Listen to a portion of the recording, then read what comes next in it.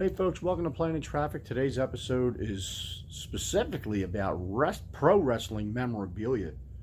Going through boxes still from the move from Philadelphia down to Georgia, and I came across the following. So I have a video on my channel about this poster, this right here. Actually got this after a pro wrestling show, WWF, I think it was at the time, probably around 1980. Got this at Max Pizza on the boardwalk in Wildwood, New Jersey. The Max Pizza that's down by the the current Wildwood Convention Hall is actually across the street from where the old Wildwood Convention Hall was. And that's where I got at the Max Pizza that was down that end of the boardwalk, basically the south end of the boardwalk, is where I got that poster after the show was over. And I also just uncovered this, and I got to tell you, I was pretty excited about this. Check this out. I'll get up close, but here's a grouping of autographs that I got from that time. So we're talking, this actually could have been 1979. It didn't necessarily have to be from that event, the Hulk Hogan Bob Backlund main event show. It could have been from another one, but let's take a peek at these.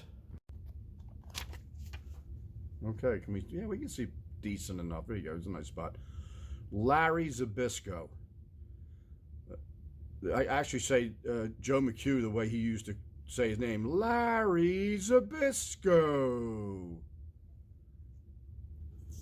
Now, let's see. Pedro Morales. Woo!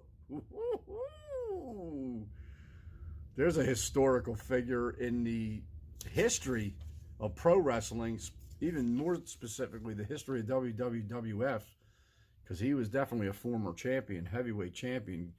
Here's a legend, Gorilla Monsoon. Yep, it's him, Gorilla Monsoon. One of my favorite low card wrestlers, the unpredictable Johnny Rods. And I have two of these. You know, I was just telling Braxy B, I love the fact that they were on this paper. Two right here. It's just comical, like how this paper even survived 45 years later, over 45 years later. This one right here, Chief Jay Strongbow. Just happened to be two of his. This one was ripped in half. Oh man, I can only imagine why. Because whoever was with me might have had the other half and got a sliver of paper with Jay. Well, God knows if they still have it. Yeah, it just makes you wonder. Here's a good one. Gary Capetta. Still has a really great presence in the business at meet and greets. Talk about a guy that knows everything. I can only imagine he's seen everything. He's got a real nice Facebook page too. Gary Capetta, he was the ring announcer, and he's probably still working ring announcing somewhere for all I know. But that's who that is. Pat Patterson, can you make it out? That is who that is, Pat Patterson. Dominic DeNucci. Dominic DeNucci. Love this one. Ready? It slides up. Don't get it twisted. It's the ref, Dick Worley. Look at this paper. Literally the paper looks like it's from the 40s, but maybe it is from the 40s. I may got it from my grandmother at the time. I don't. This is getting weird. But yeah, I did take that little pad of notepad and took that over to Wildwood, and just started getting autographs on the paper, and it's literally survived 45 years. Now this one right here, again, you see the referee reference, and it's saying WWF, so maybe they already went to maybe they lost one of the W's already. Gilberto Roman. Ha, yeah, that ref. Yes. Whew, so good. Folks, as a bonus today, and I guess, so anyway, I'll just say we used to, Wildwood Convention Hall, I probably went to about 3 or 4 events there. And, I mean, seriously, cherished them. If you dig around on my channel, like that one where I do this story about the poster, I think we tried to get Hulk Hogan's autograph after the show was over. We waited, a good 2 hours after. And he kayfabed this. It was so great. It's almost as good as an autograph. It's actually as good as an autograph when they were dissing, when heels were dissing fans. It was like, it was just great because they're putting work into it. He just straight up was like, nah, man, nope. And I was like, oh, okay. Can we get an autograph? No. Okay. But that area was great. They had like a part where the wrestlers would park, very similar to every other arena, whether it was an 18,000 seat arena or it was I don't know how many convention hall fit. Convention hall is legendary. I also have a video on my channel about some of the concerts that were there. Legendary venue in Wildwood, New Jersey. Kiss played there. Like, whoa. And that ain't it either. There's a nice list of legendary acts that played in Wildwood, New Jersey. But anyway, the wrestlers would pull up. You'd catch them in the parking lot. Most were really cool. I had really good memories with pro wrestlers from time to time, even when I wasn't going to events. King Kong Bundy used to walk right down the boardwalk. He came into a pizza shop that I was working in back then.